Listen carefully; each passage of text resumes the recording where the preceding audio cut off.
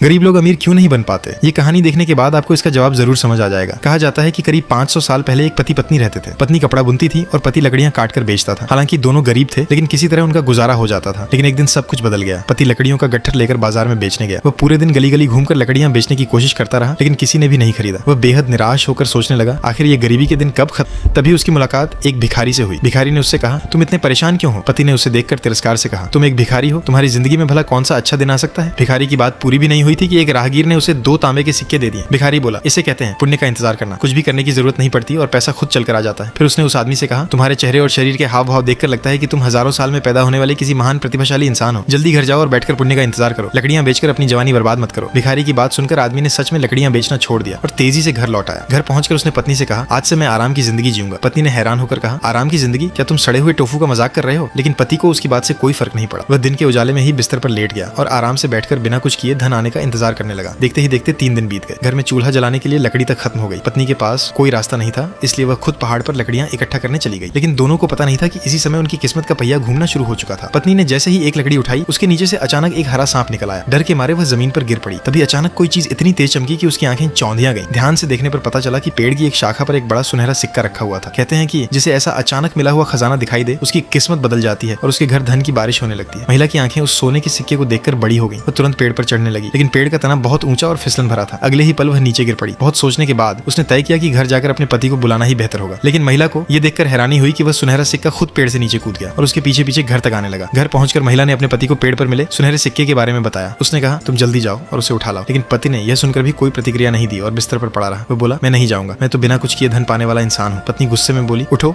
और मेरे साथ चलो, देर हो गई तो कोई दूसरा उसे उठा ले जाएगा। तभी अचानक दरवाजे पर जोर जोर से दस्तक होने लगी। पति पत्नी अभी कुछ समझ पाते उससे पहले ही दरवाजा जोर से खुल गया। दोनों यह देखकर हैरान रह गए कि वही सुनहरा सिक्का खुद उनके घर के अंदर आ गया था। वह पूरे कमरे में उछलता कूदता घूमने लगा। अब पत्नी को भी अपने पति की बात पर यकीन होने लगा कि शायद सच में दौलत खुद चलकर उनके घर आ गई है। पत्नी बोली, जल्दी से इसे उठा लो। पति बोला, मैं तो आराम से बैठकर धन पाने वाला इंसान हूँ, मैं इसे नहीं उठाऊंगा। पत्नी बोली, अगर तुम नहीं उठाओगे तो मैं भी नहीं उठाऊंगी, देखते हैं तुम कैसे अमीर बनते हो। इस तरह 10 दिन देखते ही देखते बीत गए। दोनों भूख से इतने कमजोर हो गए कि उनमें उठने तक की ताकत नहीं बची। आखिरकार पति ने अपनी पत्नी से कहा, उस सुनहरे सिक्के को उठाकर बाजार जाओ और हमारे लिए कुछ खाने को ले आओ। लेकिन पत्नी फिर भी अपनी जगह से नहीं हिली। पति परेशान होकर बोला, क्या तुम मुझे भूखा मारना चाहती हो? अब कोई रास्ता नहीं बचा तो पति खुद बिस्तर से उठकर सुनहरे सिक्के को उठाने गया। लेकिन जैसे ही वह सिक्के को छूने वाला था, अचानक वह सुनहरा सिक्का बदलकर एक सख्त पत्थर बन गया।